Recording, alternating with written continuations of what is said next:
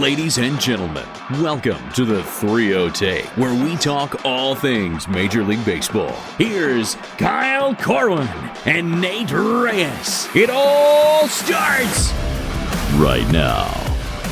Welcome back to the 3-0 Take, presented by SeatGeek. This is episode 409. I'll be your host, Kyle Corwin, and I'm here with my co-host, Nate Reyes.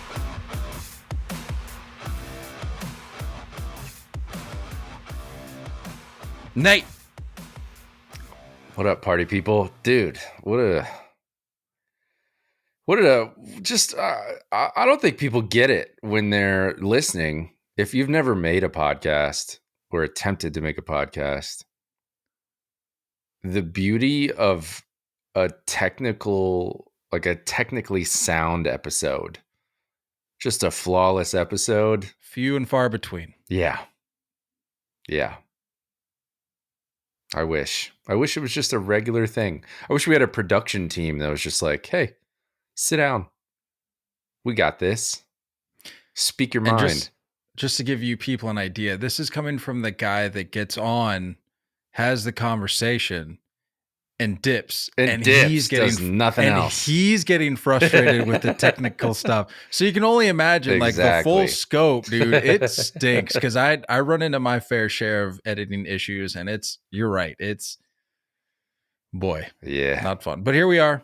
I feel like we always throw that out there from time to time. Like, yeah, we had these tech issues, and people like have no clue. Or they don't care. About. Yeah, they don't care. Basically, what happened today as we were trying to record is the intro audio wouldn't play. And it's kind of like, technically I could edit it in and it'd be fine, but like you got to get got to get the juices flowing a little bit because you're going to hear it regardless. Right. The infamous intro, but we need to hear a little bit just to kind of, and then maybe some fun stuff to sprinkle in. That wouldn't have worked either. So we got to make sure the fun stuff is good to go too. Yeah. I mean, you're like, if the soundboard wasn't working, you wouldn't be able to hear this. That's not me, folks. That's a button. Or this. It's a long drum roll. That is a long drum roll. A little much.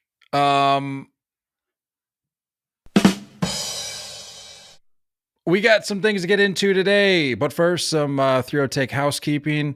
Again, wanted to thank you all who have joined the Facebook group that I started through the 3-0 Take page the other day. So it's not like if you're following the Facebook page, that's one thing, but like sort of through the Facebook page, I created a Facebook group for people to just hop in there, talk some ball, get updated on what's happening in the game. It's called Today in Baseball. It's pinned at the top of the Facebook page. So if you're looking for a place to talk some ball with some other baseball fans, get to know some people, feel free to jump on in. Also, for a limited time, don't know how long it's going to stick around. The merch is back. We got some shirts up. The link is in the bio on Instagram, on Twitter, I believe. So you can check that stuff out. Got a couple shirts in there. I might be adding a little bit, but limited time. I don't know if it'll stay up forever. Trying to think. Anything else? If you're not watching on YouTube, then figure it out. Oh, so that's what it was. Thank you. Update on YouTube. I said I want to get 2,000. I want to get 2K by the end of 2024. As of right now, we're at 750. So subscribe to the YouTube if you haven't already. Yeah.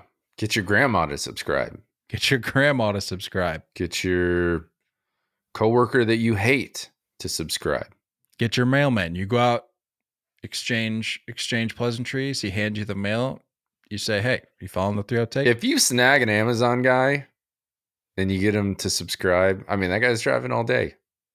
You know? There you go. Yeah. Recommend if you can catch them. I mean, they're here and gone. I know. You share them from that weird backup reverse sound. Yeah. Sounds strange. like a dying bird. Very, very strange. Speaking of dying birds, Anthony Rendon. the guy stinks. Just an anti-baseball guy. The guy hates baseball. Yeah. And when I saw the headline populate, when I got the notification, my mind immediately went to that scene in SpongeBob where the guy was like, "Oh, brother, this guy stinks." That's exactly what I thought when I saw that about Anthony Rendon, because it's frustrating to me that on more than one occasion, as recently as the start of this past season, 2023, because that's when the Oakland stuff went down, right? The incident with the fan, that was like at the start of 2023, was it not? Yeah. As recently as 2023, I've defended this guy, but I can no longer. I can no longer. Good. The bum list Join the mob.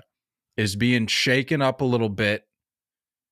We're going to go ahead and add Anthony Rendon to that list because I can't take it with this guy anymore.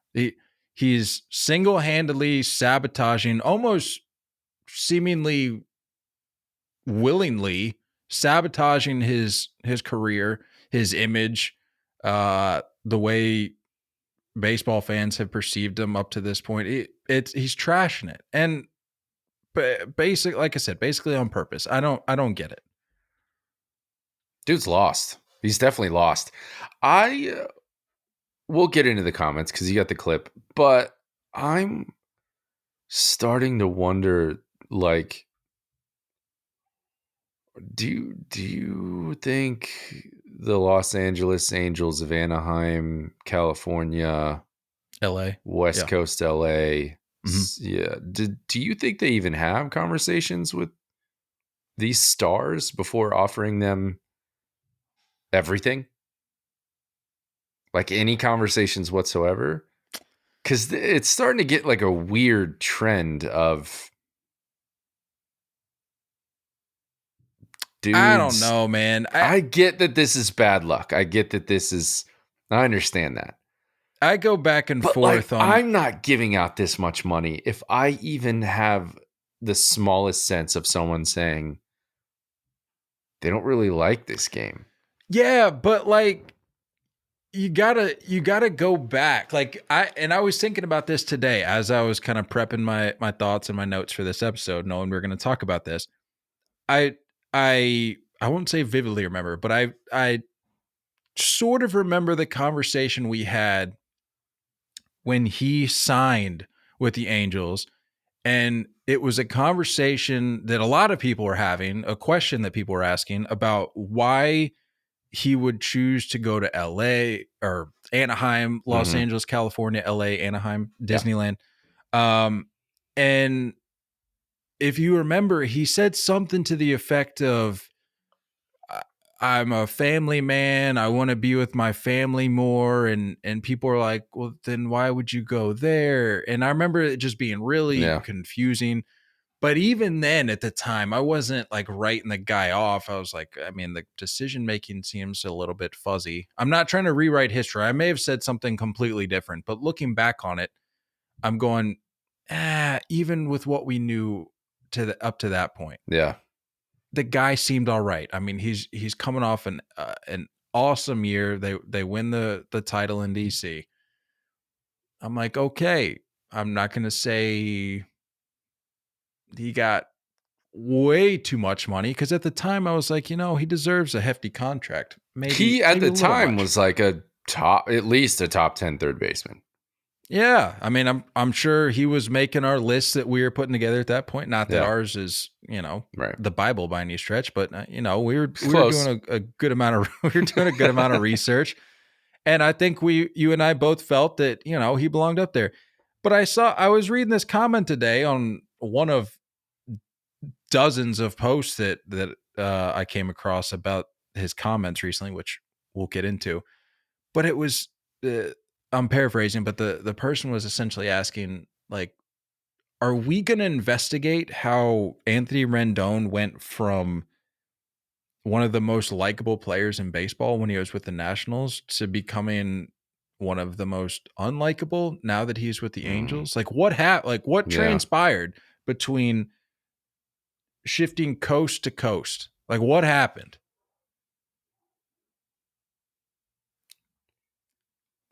I don't know. I was gonna say something, but I didn't want to be divisive in any way. Let me guess. It's something about California. Is it something about California? Because I was kind of thinking the same thing. If I'm being honest, I was that's kind of where my head went. We're all kind of thinking it. I think there's a reason a lot of people are leaving. I think even Californians are thinking it. We won't say it, but they're thinking it. They're thinking it. Yeah. I don't know, dude. Maybe it's when he got his hair. That's a good point. It's the probably pirate look was kind of a move. It was.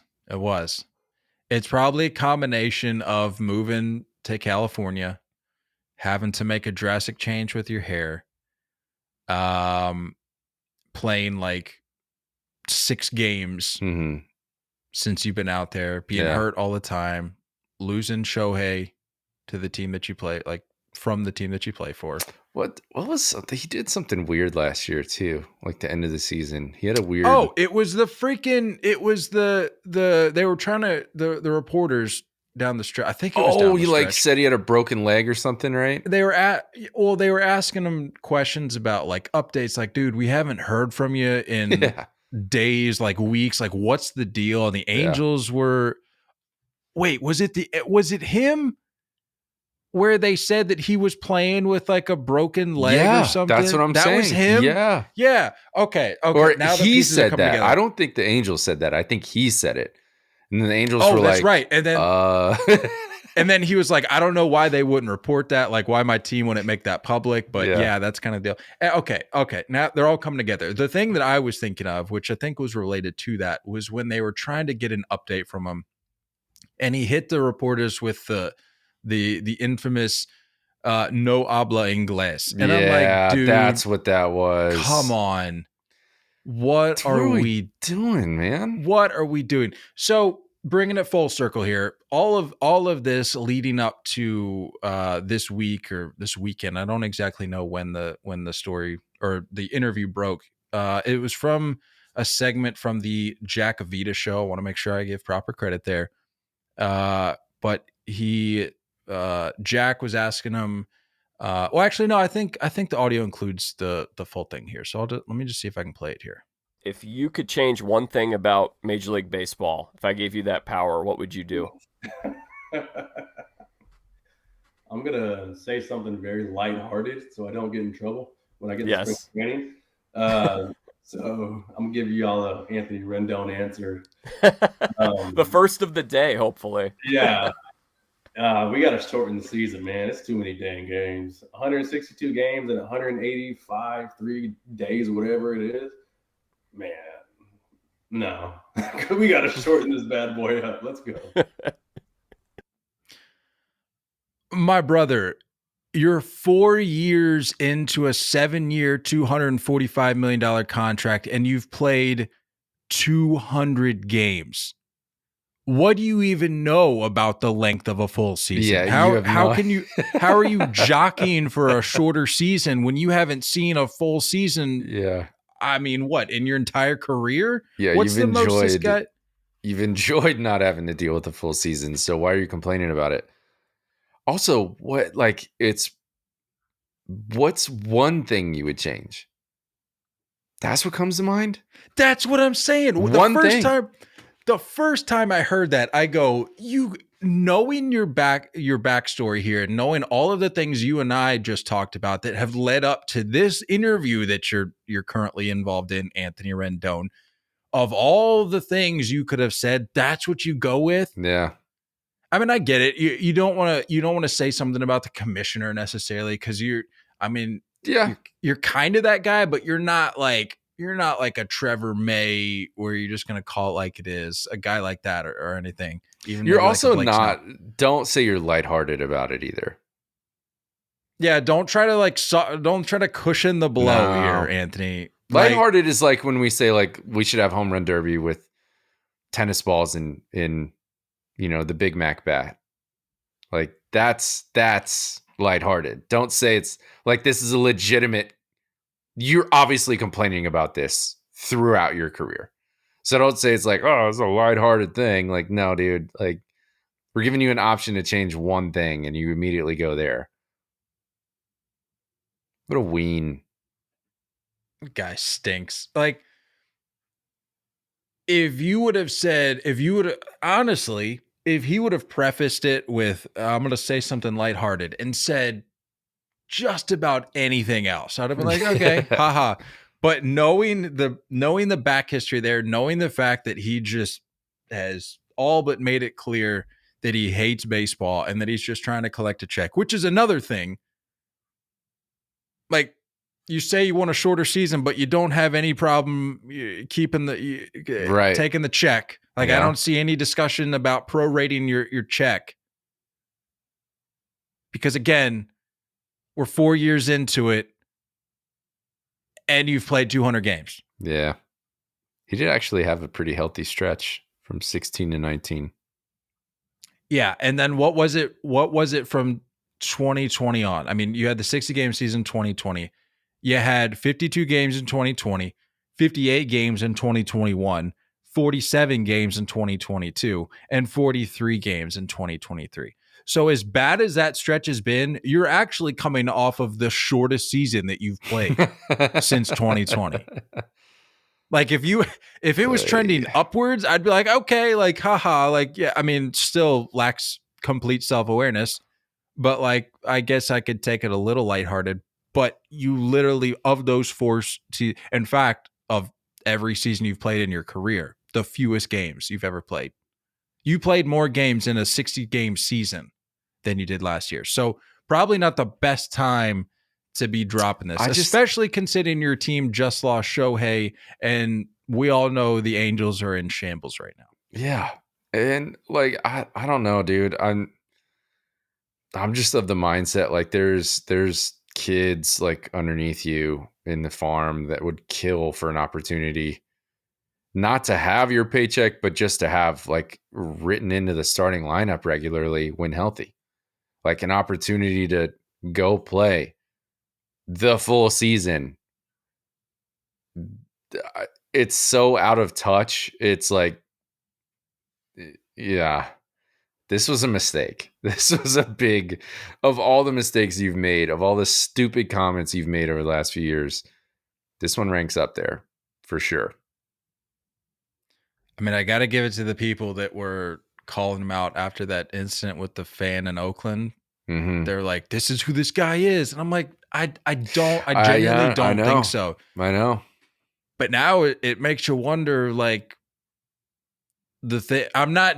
hear me out. I'm not justifying berating players from the stands. Like, I don't care how much you pay for your ticket. Like, that doesn't give you the right to just say whatever you want to these guys. I firmly believe that and will forever believe that. I don't care if the price of your ticket hit 4 digits. I don't care. Doesn't justify that. But it makes you wonder if there's some validity to the things that, not all, but some of the fans did that who fan are letting know? him hear it. Did he know? Maybe he knew something we didn't. What was the Carabas tweet in response to this? Nobody hates baseball more than one of the game's highest paid players who gets paid not to play. And then you're like, I don't know. Carabas is basically a super fan, but he's made his way into locker rooms, so maybe he knows a little bit. And then bang! Confirmed by your boy. And then you had Papelbon. In response to that, he said, I can definitely confirm Carabas here. Played with Rendon and literally hates baseball. Yeah, it's long. Isn't that what you signed up for? Just tell the team you want to play half the season and give back half your salary. That's kind of what I'm saying. I'm sorry, dude. The second it's confirmed from a former teammate, it's like, as polarizing as I think Papelbon could be. Yeah. Because we've seen his run-ins with teammates, but still, this, I don't know. I think it kind of hits home. I just like live reaction to what I'm seeing as I search Anthony Rendon. Shout out Addison, Yankee World. Big fan of that account. He quote tweeted a post that said, Fangraphs is projecting Anthony Rendon to play 133 games in 2024. And Addison says, Anthony Rendon doesn't even think Anthony Rendon is going to play that many games. Oh my gosh. And hear me, listeners, when I say this. I understand that this is like something a little trivial to be spending this amount of time on, but you have to recognize that like time of year, baby. The stove is so cold right now. It was 13 degrees this morning when I walked outside to walk the dog, and the hot stove is colder than that. So until this gets released, until you're hearing this, then yep, you'll drop it, and then Matt Chapman, Jordan Montgomery, Blake Snell, Montgomery will have signed. Blake Snell will have signed. The White Sox will have switched their philosophy. They say, actually, we're going to trade Dylan Cease in a blockbuster. Mm-hmm. That's what's going to happen after we drop, because it always does. But yeah, it's still like, if this was a one-off thing, kind of closing the book here on this. If this was a one-off comment, yeah, maybe we shouldn't have spent as much time as we did on it. But because this seems to be a building narrative, it's a narrative that already exists with this guy. Like we're not just pulling this out of thin air. This has existed with this guy, and this only adds to it. It really begs the question: is this story, and possibly maybe some things that happen between now and who knows, opening day, maybe Rendon gets caught up in some more hot water. Are we going to see a rather significant notification hit the phone sometime between now and opening day about the Angels have decided to cut ties with Anthony Rendon? They say we're going to cut our losses and move on. Are they going to try to offload this guy in some sort of package deal? I don't know.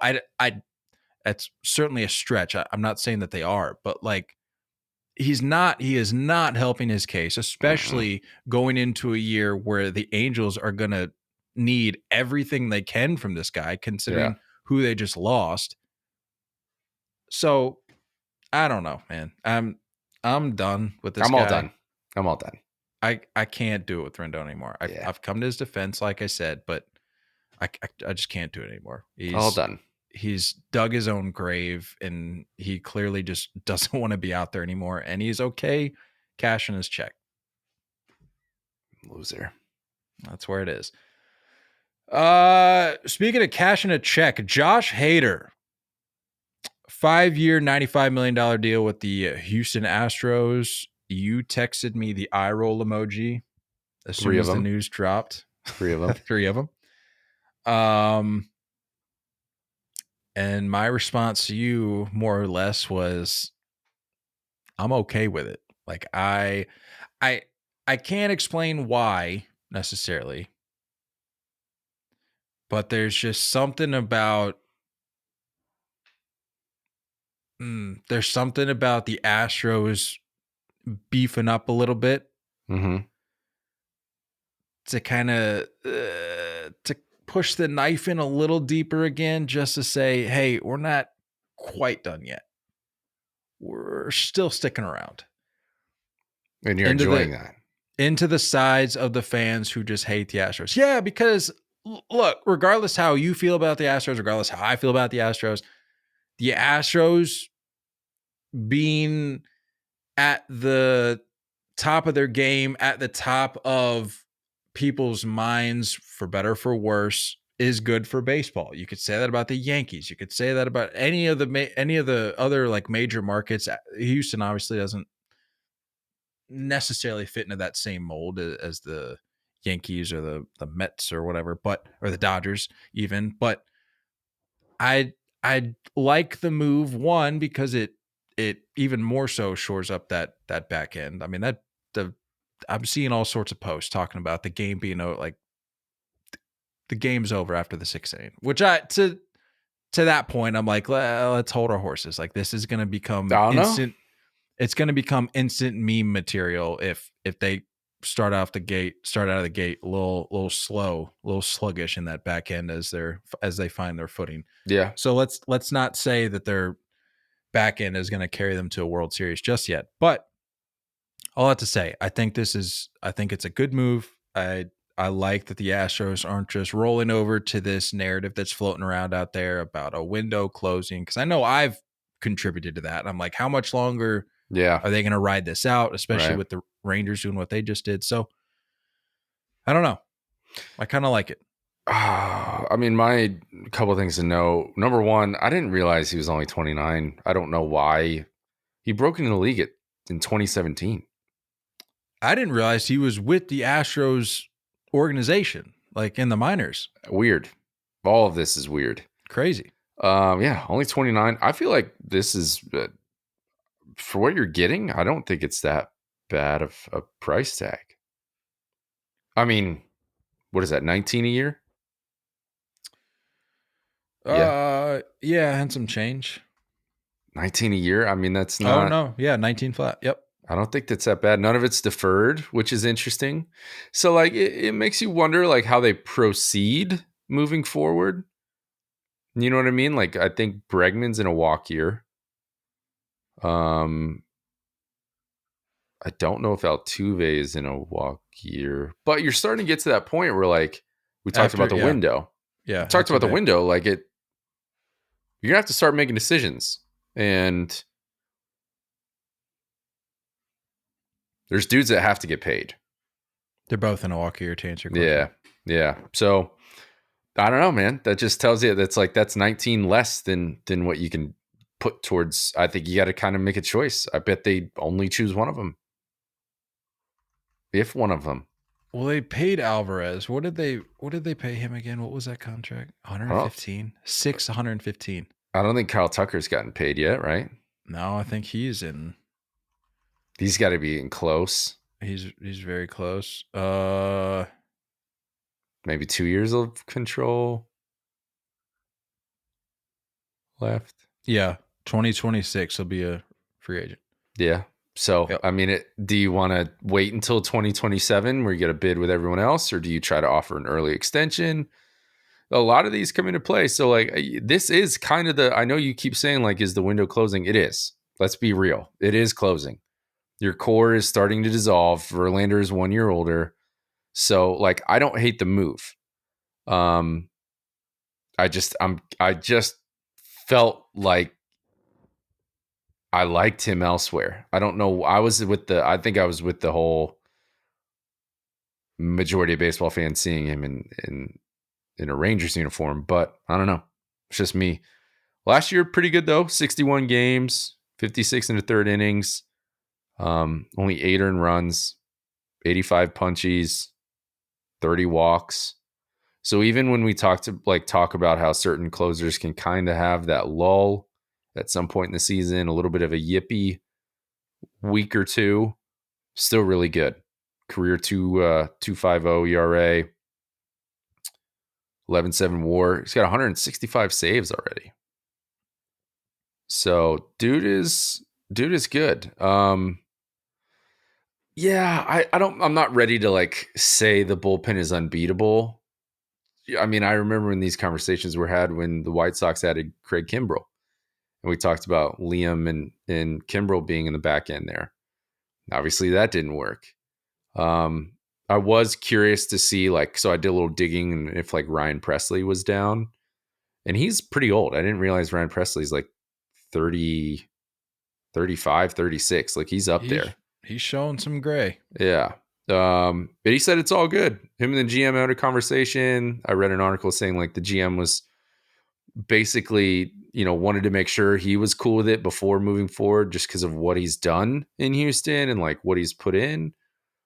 And Ryan Presley's like, dude, do what you need to do. We got to win. So like, I'll accept whatever role. So it seems like he's willingly stepping into that eight spot. But here's the thing, dude, is that like closers are different. Closers are not the same. So like you can be willing. Presley. You can be willing. You can be a team guy. But when that gear gets shifted down a little bit and you don't have the intensity, You don't have the adrenaline flowing through you the same way in the 8th inning versus the 9th. It's like we've seen Ryan Presley be beatable. We've seen him make mistakes. We've seen him go cold. And that's in a closer role where you have to be somewhat of a perfectionist. I would say there are more closers that don't do well in the 8th inning than there are that do. Riddle me that. You know what I'm saying? Makes sense. Yeah, it brings up a good point. Like how much value, and Astros fans will certainly be able to speak to this better because they watch him every third night or whatever. But like, how much value are you really going to be getting out of Presley? Yeah, in the 8th inning, like I just that's what I say. I don't know if I buy that from Presley or really any closer at that point because they are different. They have a different mentality, and for the front office to sit down with him and ask him like, "Hey, are you okay relinquishing your 9th inning duties?" For this other guy that we perceive to be a much greater value than you. I don't know of many people that are confidently and transparently being like, yeah, Skip, whatever you need. Yeah. Because it's the mentality of doing whatever it takes to get the win in the 9th. It's that mentality that got you there. So to just throw that to the wind and say, you know what? I don't really need it anymore. Like I'll do whatever the team needs me to do. That doesn't translate with me. Like I think it's like almost like a shortstop losing the shortstop position after a long time. Yeah, like slide him over to second. Yeah, like that's a confidence position. That's like a I'm the guy position. So it'll be interesting. But I was looking into stuff. So just looking at like their current depth chart, slot Hader in the 9th, Presley in the 8th, and then Montero and Abreu 6, 7, rotate those guys. And I was looking in, I was like, I'm curious to see, because everyone's saying like it's lights out from here on out. So I wanted to see like, well, how lights out were they before Hader?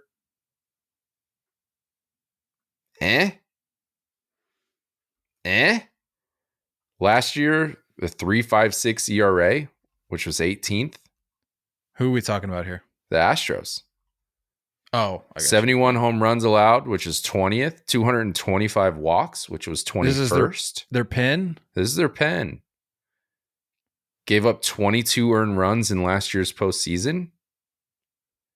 So it's like, I like Hader. Obviously, he's leading the free agency pool as far as relievers go.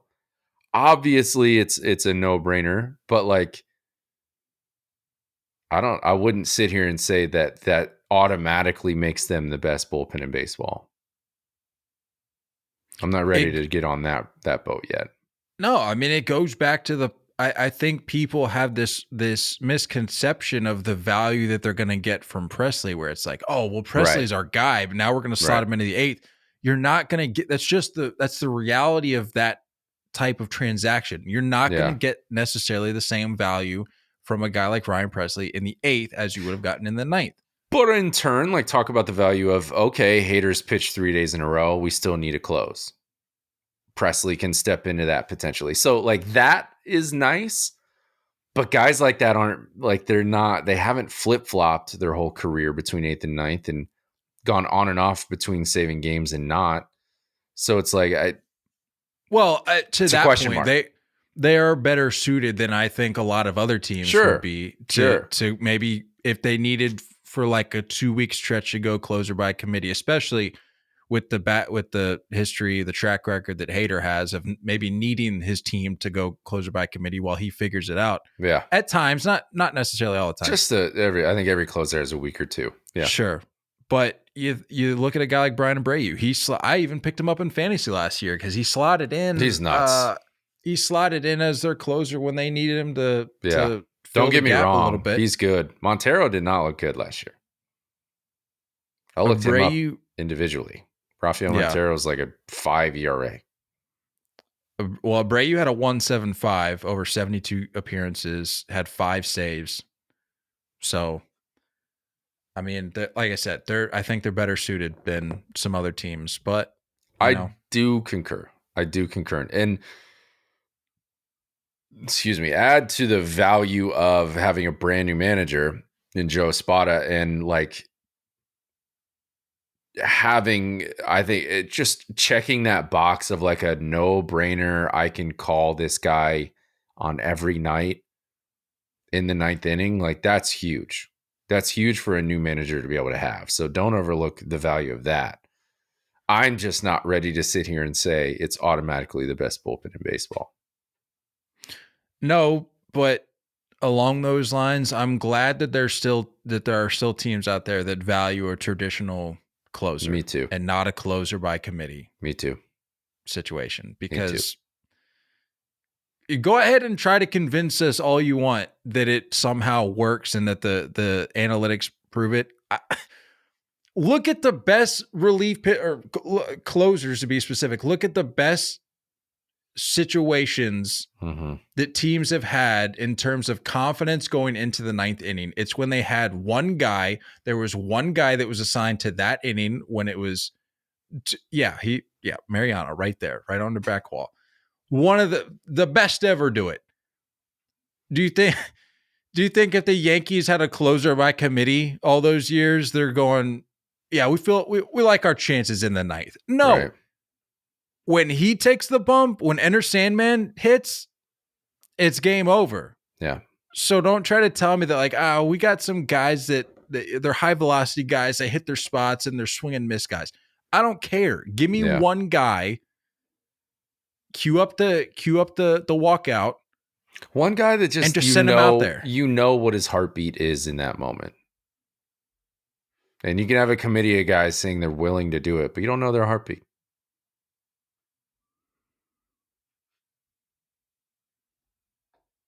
I'm all smart about it. Move, though. Smart move.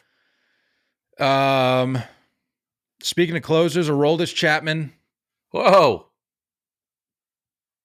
Breaking news. Just agrees signed, with Rendon that the season needs to be shortened. Aroldis Chapman signed moments ago signed a 1-year, $10.5 million contract with the Pittsburgh Pirates. It's an overpay, but if you flip him for prospects, genius. If he tanks, because that guy is the ultimate, I need adrenaline, I need to get fired up to close a game down. You're going to have inconsistent save opportunities in Pittsburgh with not too many people firing you up in the stadium. So I think Aroldis Chapman is all done. I'm going to go out there and say that now. I think the story of Aroldis Chapman is just all done. How old is he? Old enough. Old enough. I'd give him 32. 35, dude. Whoa. Okay. Hold on. You were writing him off at 32? You were under the impression he was 32 and you said, I think we're all done here. I've seen what I needed to see. Correct. Yeah. Wow. Even 35, even more so. This is all done. We're all done. Relax, dude. I'm not right. Me, of all people, am not writing off Aroldis Chapman. You haven't watched him on a regular basis. I'm telling you, it's all done. He's all done. I mean, I watched my fair share of Chapman being in the division. Like I caught my fair share. I have a decent understanding of what inconsistency he provides you at times, but I also know that like he's still got a little bit left in the tank. I think we can acknowledge that. And I think the Pirates, that's the entire reason they made this move, because I don't think it's the tank that's the issue. It's this that's the issue. It's the noggin. That guy has an ego bigger than his biceps. I'm telling you right now. I get it. It just doesn't work. You can't drive your weird Hummer tank into Pittsburgh the same way. You've seen what he drives, right? That thing? Oh yeah, that's Has a like literal 6 wheels. tank. I was trying to, you mentioned the ego. I was trying to find uh there it is. It was it was a tweet he put out July 6th. I'll never forget this. I love this so much. And anytime it comes up, I'm gonna reference it. But it was a tweet from July 6th. I guess he was with the Yankees at this point. He must have had like a bad stretch. But he said, for all those people that criticize my bad moments, I will tell them that I do not know how my story ends, but in its pages you will never read, quote, I gave up. So I will move on. I still have many wars to win and many mouths to shut up. This was in 2021.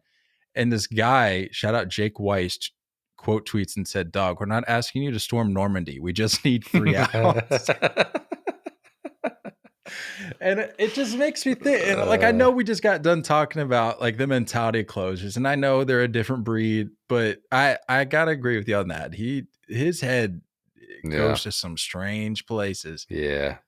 But yeah, as I was saying, I think that's the entire reason the Pirates are doing it. They recognize that even with the additions they've made, and I'm not going to write off the Pirates necessarily. I think they'll give us another interesting run, sort of like they did this year or this past season. Sure.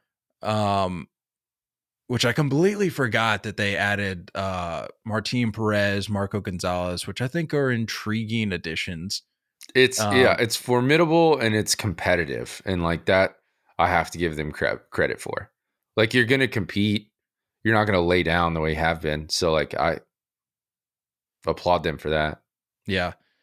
But yeah, assuming they end up in the same situation as they do last year, where they get to the deadline and they're looking up from the bottom of the division, or at whatever point that happened. I think it had to have been close to the deadline, right? If not much earlier. I think it was earlier. Yeah. It didn't last very long. No.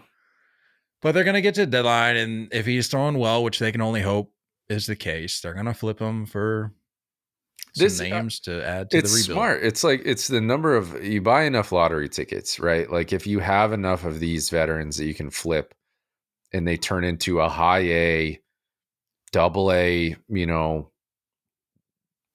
or 8th prospect in someone's organization, like, they're going to strike gold with somebody eventually. So keep doing what you're doing, but like, yeah, we got to start building around that core that you're starting to, like, O'Neal Cruz deserves some support. You know what I mean? Ke'Bryan Hayes deserves some support. Yeah. My mom's side of the family, a lot of them are Pirates fans because they're up in like Southwest Pennsylvania, so they're big Pirates fans up there. And every time I talk to my uncle about it, he's always like, and it's a great point, but he's always like, as good as the players that we have in our minor league system, as good as they are, it doesn't matter because we're literally the farm system for all of Major League Baseball because we don't pay anybody. Right. So it's like, if you're able to, assuming they flip him for some minor league guys, that I doubt they would flip them for, or they would flip a guy like Chapman for Major League ready players, because why bother at that point if you're flipping them in the first place? Mm-hmm. Assuming you get some names in there and they do blossom into something special, you got to change your philosophy as an organization and pay the guys. Like, it doesn't matter if you cash out on some of these lottery tickets. Like, you got to pay the guys. So, Yep. All that to say, Aroldis Chapman to the Pirates. Want to run through this Hall of Fame ballot real quick. The results are dropping Tuesday, so chances are the day that you're listening to this is the same day that the 2024 Hall of Fame ballot will be announced. We don't necessarily need to do like a deep dive or anything, because I'm sure we'll get our fair take of that as the results become official. And we have been for some time now. Like, this is the time of year where you see names like, Manny Ramirez, Gary Sheffield. These names circulate every time around this year, or every point of the year that we're in now. Every time that happens, we regurgitate the same conversations. Yeah. You see some percentages bump up. You see some percentages fall. But we talk about it nonetheless because this is the part of the year where you don't really have much to talk about. So We're sick like in I the said, head. like I said, we don't necessarily need to do a deep dive, but if you had a ballot and I know you don't, well, I mean, unless you want to pull one up, I know you probably don't have one pulled up, but if you'd like to pull up the 2024 ballot, I was curious as to your gut take on who you're putting in. Gut reaction. Just read through the names. I'll give a quick yes or no. If you had a vote. Bobby Abreu. No. First time on the ballot, Jose Bautista. No. Remember, you get 10 votes Okay. should you need all 10. Okay. Carlos Beltran. No. Adrian Beltre. Yes. Mark Burley. No. Bartolo Colon. No. Adrian Gonzalez. No. Todd Helton. Yes. Matt Holliday, first time on the ballot. No. For the record, first time on the ballot for Adrian Beltre, Bartolo Colon, Adrian Gonzalez. I missed those. Torrey Hunter. Yes. Andrew Jones. Yes. Good. First time on the ballot, Victor Martinez. No. First time on the ballot, Joe Mauer. Yes. First time on the ballot, Brandon Phillips. No. Love you, B. Phil, but no. Manny Ramirez.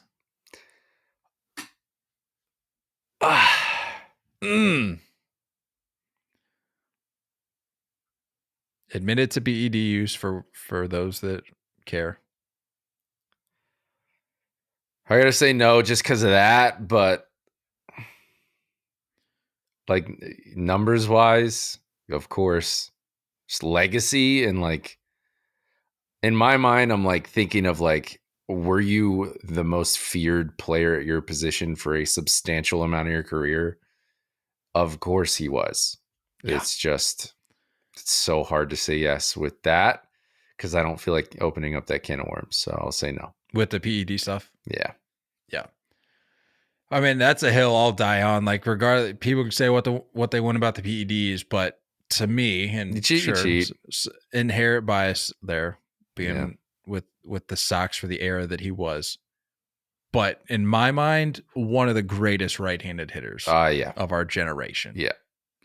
Take the PEDs out of it. The guy's he's a pure hitter, dude. The dude literally like literally played mind games with pitchers and like baited them into throwing certain pitches in certain moments of certain games and taking advantage of it.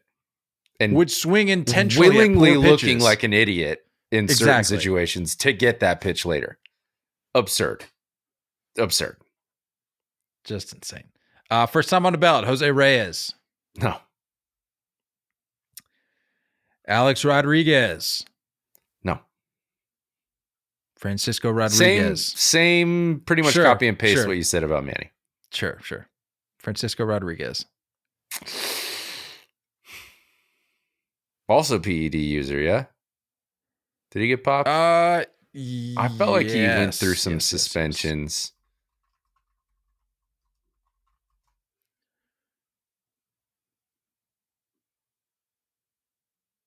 What did he get? No, was it steroids? Yeah, possibly. Yeah, or maybe not. I don't know if it's steroids, but PEDs, I believe. Gut reaction? No. Right? It's been a minute since we had to talk about him. Cool glasses, though. For sure. Jimmy Rollins. Oh.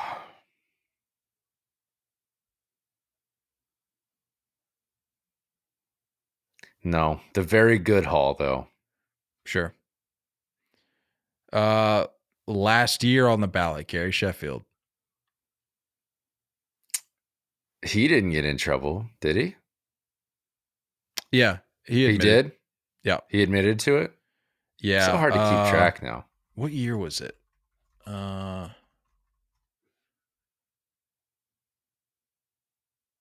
He said he claimed he wasn't aware the cream he used contained steroids, but Nah. he did acknowledge it. No.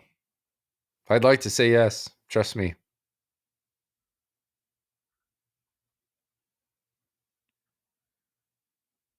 Yeah, 2003.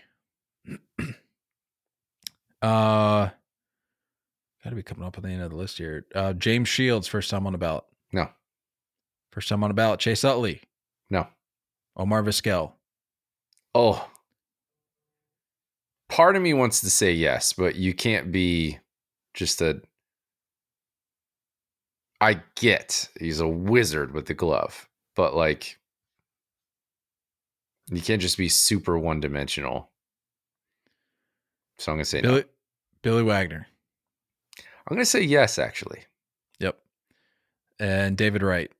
I'm going to say yes as well. Close. That might be a case where I let him ride it out a little bit. I would ride it out. Yeah, I don't think I'm he not gets putting in, but that puts me at 8. What? Yeah, 8 guys that are a yes. You said Carlos Beltran? No, you said no to Carlos Beltran, right? I did. I said no to that. So you got Adrian Beltre, Todd Helton, yes to Torrey Hunter, yes to Andrew Jones, yes to Joe Mauer.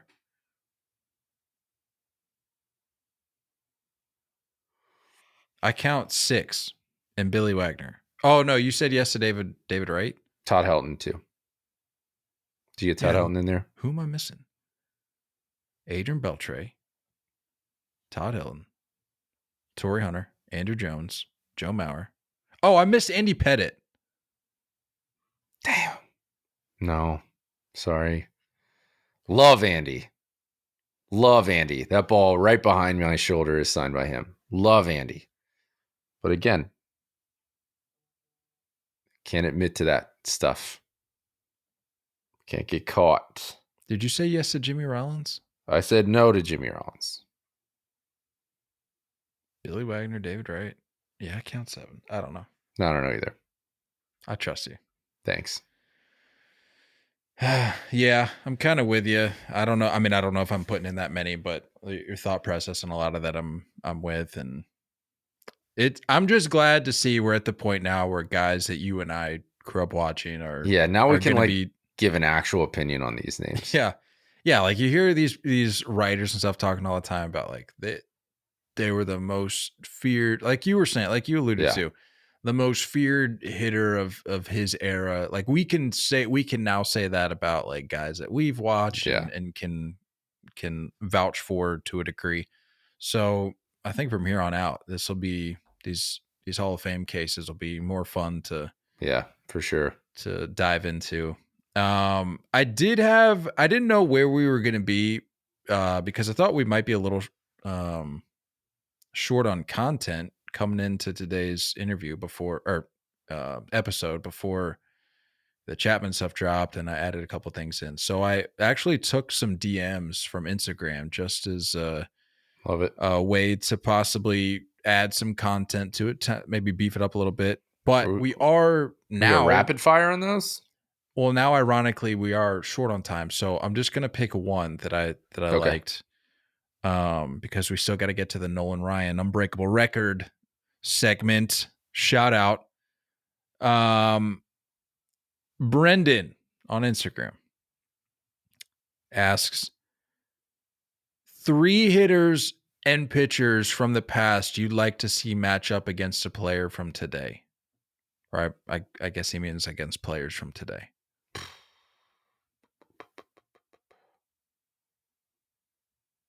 Can I revise? Can I make a petition to revise the question just to keep it simple? Sure. 3 past pitchers against 3 current hitters.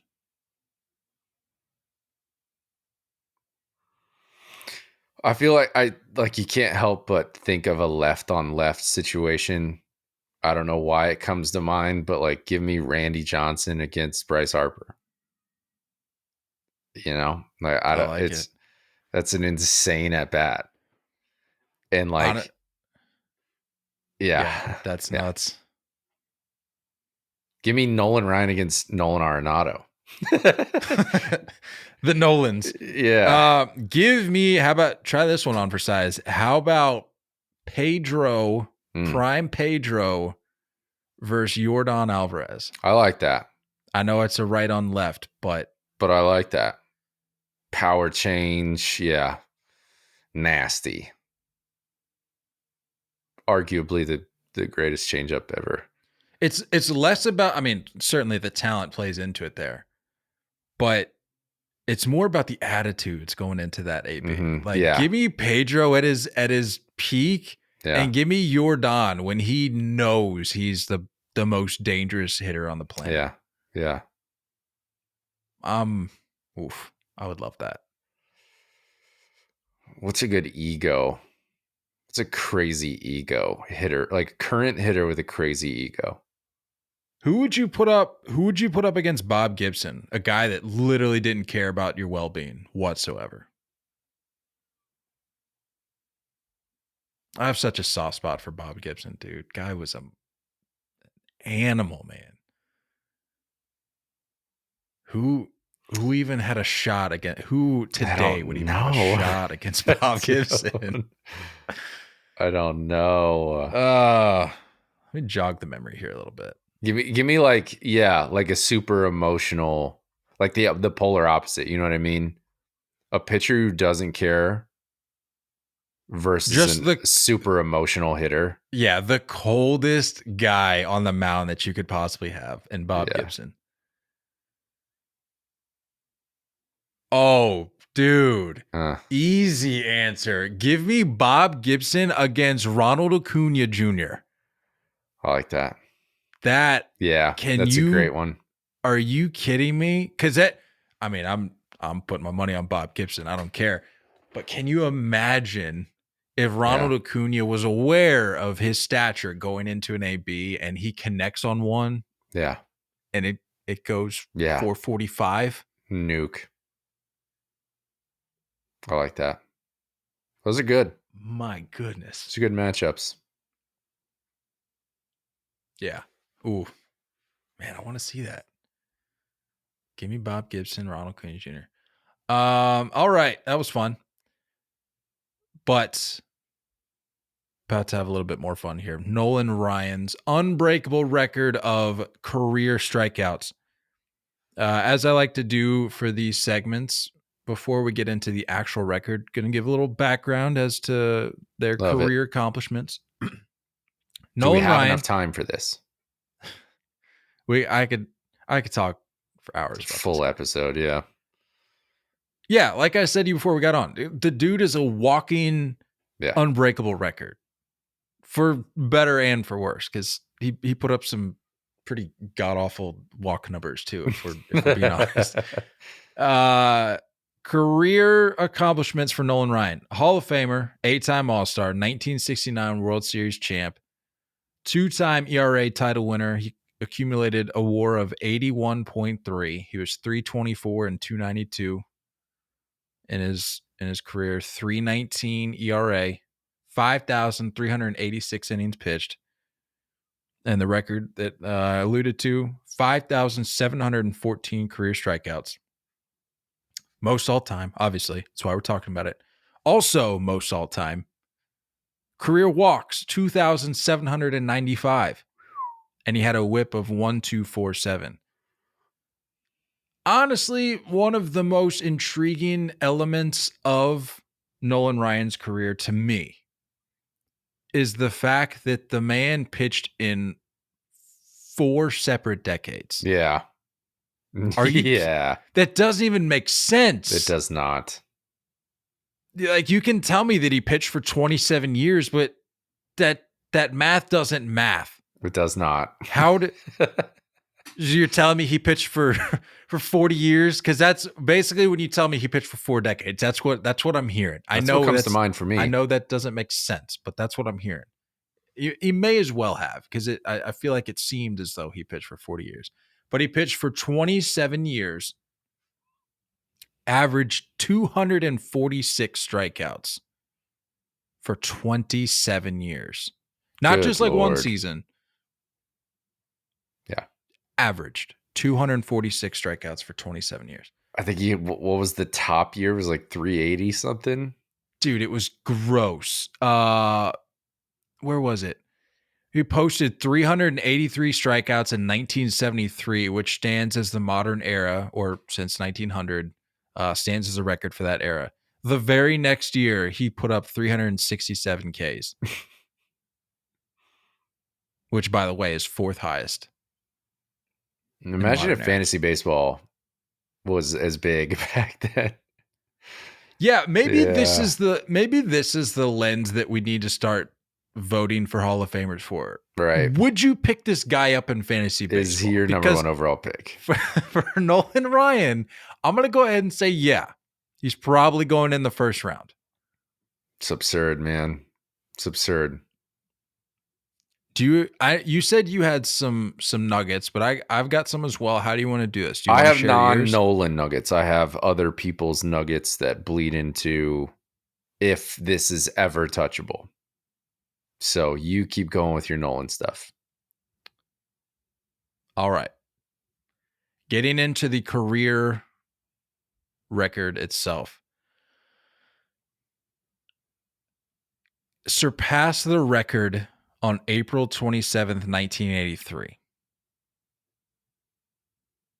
He still had 10, similar to Ricky, like we talked about last episode with his career steals record, where he was the record for. He's a record holder for more time that he played than he didn't. Yeah, just That's insane. So weird. April 27th, 1983, Nolan Ryan still had 10 seasons left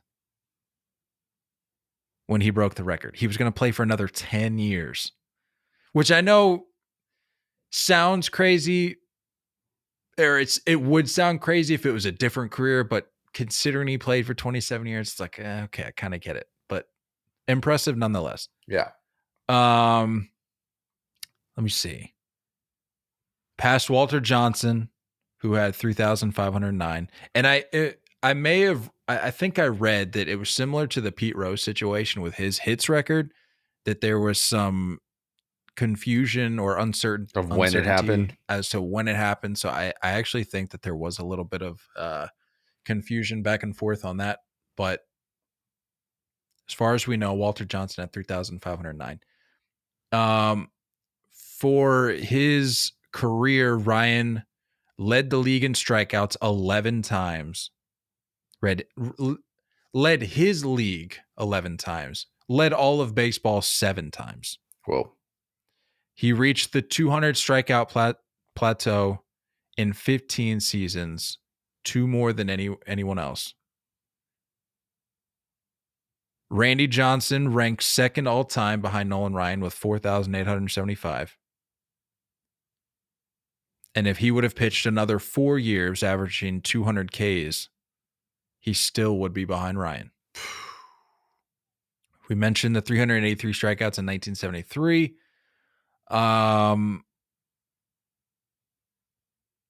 These are always my favorite. This is kind of like the Ricky stat that I threw out there last time. I like it. For a pitcher making their debut to reach Nolan Ryan's total, they would have to average just over 9.5 strikeouts while pitching 30 games a year for 20 years. Which will never happen. Like, you see those graphics all the time, like throughout the course of a regular season, where a pitcher reaches, he notches his 10th strikeout on a given night, on a random Tuesday in July, and you get the graphic, 10 Ks. What a dominant night for Garrett Cole, whoever. Average that, please.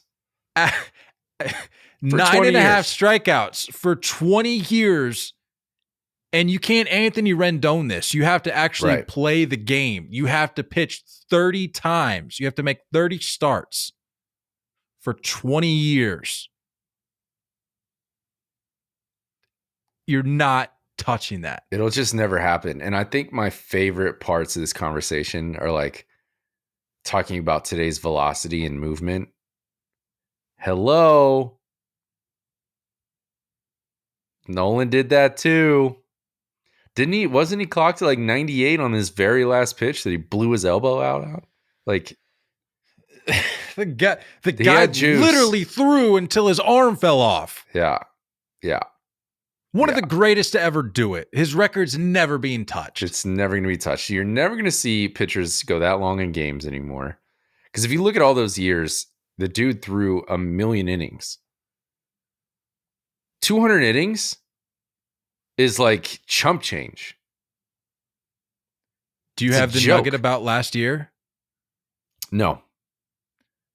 Well, you bring up a good point. In 1974, Ryan set his career high with 332 and 2/3 inning pitched. In 2023, Logan Webb led all of baseball with 216 innings pitched. Yeah.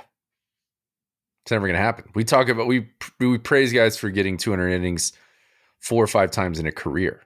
So it's never going to be longevity. You're never going to make 30 starts just year over year. It's never going to happen. It's never going to happen. I did more of like today's game with this just to, obviously people aren't really like looking up these numbers as they're listening to this. So we're talking just current guys, current active leaders. Max Scherzer, who's currently 11th all time. Verlander right behind him at 12th. Greinke is in 20th all time. Kershaw 21st. Guys who are right there. Wainwright, who just retired, so I crossed him off. Chris Sale and Garrett Cole. But I'm looking at this list, and I'm like, who's on track to kind of get close? And I wanted to look at like younger names, because even like Garrett Cole on this list, who's 31, 32, he's not sniffing anywhere near. You know what I mean? He may be lucky to get in top 10. So I was like, we need a name. Actually 33. It's 33. We need a name who's just really young and like putting up impressive numbers. So I decided Spencer Strider. He's 24 years old. Just finished his second year in the league. I do not count his rookie year. I think he only threw like 2 or 3 innings his rookie year. So I don't think that even counts. And technically, he didn't even have a strikeout in those few innings. So we're good. He is currently 483 career strikeouts in his 2 years. So that's averaging 241.5 a year. If he was to do that for 15 years, averaging 241 and a half strikeouts a year, puts him a little over 3,600 strikeouts, was just good enough for 7th all time. This just puts this in perspective. Even though we're in a strikeout era, a home run or bust era, you still need to have longevity. You still need to show up every day, every year for 20 plus years, which doesn't happen anymore. Guys don't have 20-year careers anymore. This record's not going anywhere. Nolan Ryan was 46 years old when his arm inevitably fell off. Spencer Strider's not throwing until he's 46. 22 more years? No. Nope. Because you had me there for a minute, and trust me, I'm not thinking like, oh, wait, hold on, Spencer Strider's going to break. He's going to be the guy to do it. I wasn't thinking that, but I was like, okay, this is a compelling case for a guy who's, going to hopefully for him maybe one day be in the conversation of top 10, whatever. Yeah. And I say that because I was looking at when Nolan's career finally got really going, because although he made his debut for the Mets in 66 at age 19, he only threw 3 innings, and then 67 he had the arm injury, so he missed the whole year. So he didn't really make like he didn't really arrive on scene until 68 when he was 21. Yeah. And Spencer Strider 24. Well, Broke in at 22. Well, yeah, broke in at 22, but like you said, that 2021 year he threw It's a 2 wash. 1/3. Yeah. So you're looking at 2022. He was 23 years old. So Yeah. I mean, kind of, it's not as jarring as if Nolan would have stayed healthy at age 19. So I mean, you're really starting his clock at 21. But Yeah, but that's the thing is that like you stay on this pace for 15 years and you're still 2,100 strikeouts short.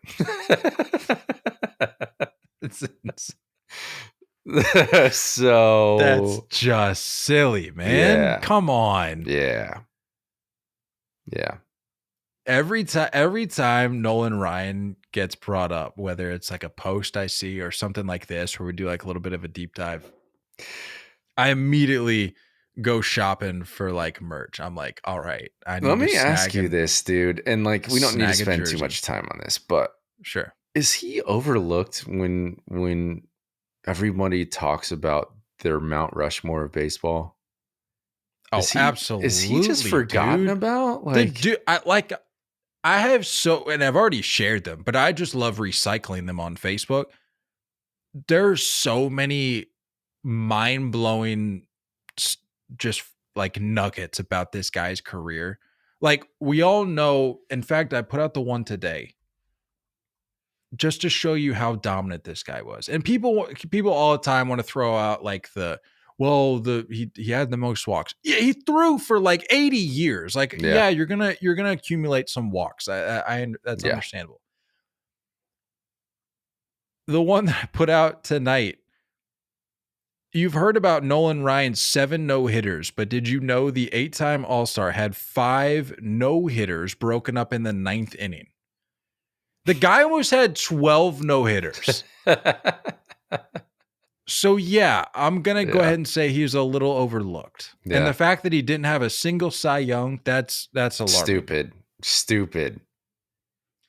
Like, I get it if you have to do a breakdown of just how, like, detailed his numbers compared to whoever won it in a given year. But, like, at a certain point, when he's been in the league for 8 decades, you think, okay, this guy's been dominant for long enough of a stretch where maybe we just slide him one. Just give him the edge. Just a little bit. It's too bad. Let's not make this like a posthumous thing where like he passes away and then we're like, well, we're gonna give him a bonus Cy Young award for the fill in the blank season because of how dominant. Like, let's give Nolan Ryan his flowers. Respect. Yeah.